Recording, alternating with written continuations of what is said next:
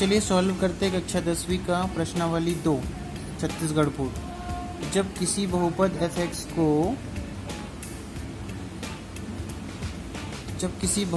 fx को x का घात 2 माइनस 16 से भाग दिया जाता है तब शेषफल 5x प्लस 3 है। जब इसी बहुपद को x प्लस 4 से भाग दिया जाए तब शेषफल क्या होगा, है ना, ये हमको ज्ञात करना है। ठीक है, सो देखिए हमको क्या दिया है, हमको दिया है भाज्य, है ना, क्या दिया हमको, भाज्य दिया है fx, बट fx का हमको फैक्टर नहीं दिया है, मतलब ये पूरी तरह से हमको नहीं दिया है, सिर्फ fx दिया है ना। और दूसरा हमको भाजक दिया है x का घात 2 माइनस 16, है ना, और उसका एक और भाजक दिया है x प्लस 4, है ना। तो हमको फिर उसके बाद फिर क्या बोल रहा है, इस फैक्टर को इससे भाग देने पर हमको शेषफल प्राप्त होता है इतना, है ना।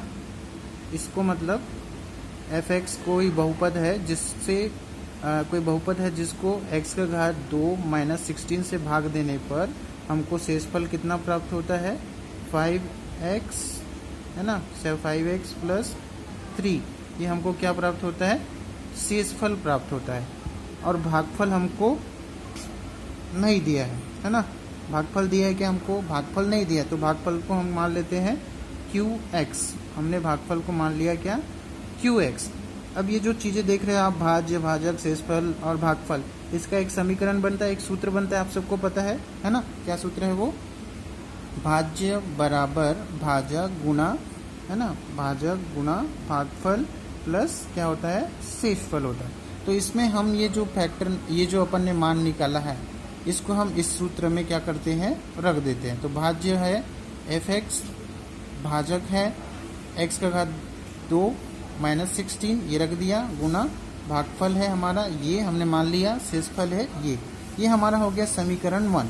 ठीक है, इसको हमने मान लिया क्या, समीकरण 1, ये हमने समीकरण 1 मान लिया। ठीक है, अब ये वाला जो है दूसरा हमको क्या दिया है, दूसरा हमको एक और भाजक दिया हुआ है जिसमें लिखा है ना, जब इसी बहुपद को x प्लस 4 से भाग दिया जाता है तब शेषफल क्या होगा।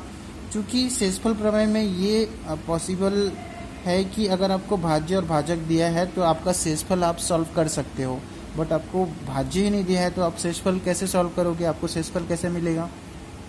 तो हमको एक चीज़ पता है शेषफल प्रमेय में, शेषफल प्रमेय में हमको एक चीज़ पता है कि x बराबर a होता है ना, x बराबर a होगा तो हमको शेषफल fa प्राप्त होता है ना, क्या प्राप्त होता है, fa बराबर, मतलब ये कब पॉसिबल है, x बराबर a कब पॉसिबल है, जब हम किसी बहुपद को x माइनस a से भाग देते हैं। जब कोई बहुपद है fx, मतलब कोई बहुपद है, इस बहुपद को हम अगर इससे भाग देते हैं तो हमको शेषफल fa प्राप्त होता है जब x बराबर a हो।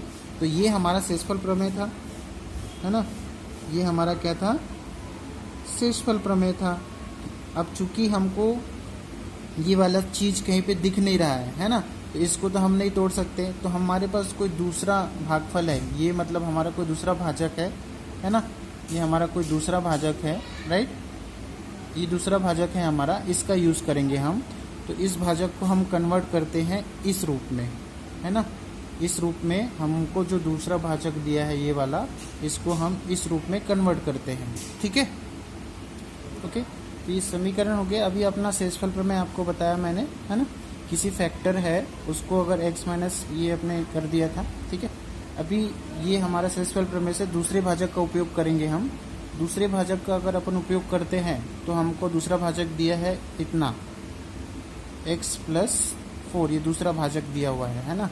तो इसको हम x माइनस a में फैक्टर में कन्वर्ट करेंगे तो x माइनस 4 होगा, है ना। तो x बराबर a होता है इस हिसाब से शेषफल प्रमेय से, और बराबर -4 हो जाएगा, तो ये समीकरण 2 होगा, है ना।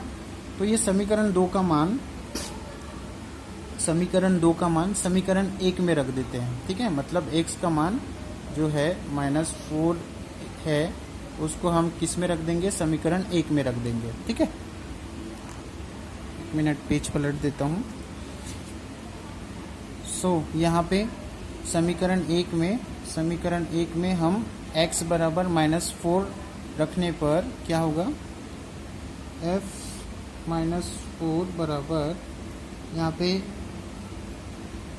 -4 का घात 2 हो जाएगा, -16 हो जाएगा, गुना q यहाँ पे -4 हो जाएगा, प्लस यहाँ पे 5 गुना -4 हो जाएगा, प्लस 3 हो जाएगा, है ना।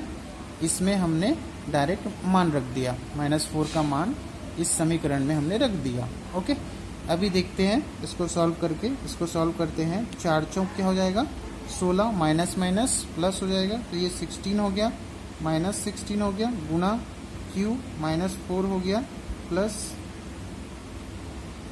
है ना। तो यहाँ पे एक पद और बढ़ा देता हूँ मैं, -4 प्लस 3, तो यहाँ पे ये 0 हो गया, 0 -16 और प्लस 16 घट गया तो 0 हो गया। यहाँ पे इसका गुणा किससे है, q -4 से है।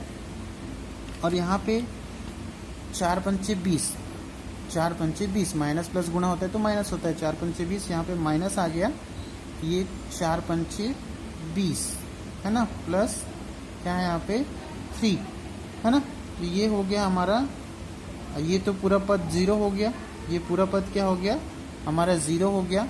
तो -20, 0 से गुणा हो ना, ये पूरा पद 0 हो गया, तो -20 प्लस 3, तो -20 में से 3 घटाएंगे तो कितना बचेगा, -17। तो ये क्या हमारा आंसर रहेगा, मतलब ये क्या होगा हमारा शेषफल होगा, ठीक है। -17 क्या होगा हमारा आंसर होगा।